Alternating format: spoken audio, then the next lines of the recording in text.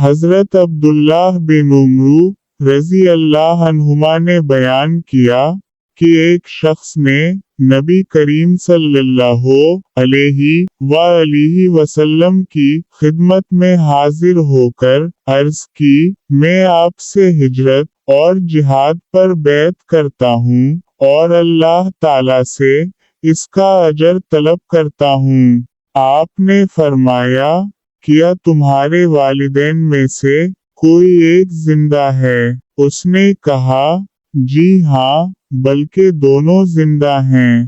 آپ نے فرمایا، تم اللہ سے اجر کے طالب ہو؟ اس نے کہا، جی ہاں۔ آپ نے فرمایا، اپنے والدین کے پاس جاؤ اور اچھے برتاؤ سے ان کے ساتھ رہو۔ صحیح مسلم، حدیث نمبر 6507۔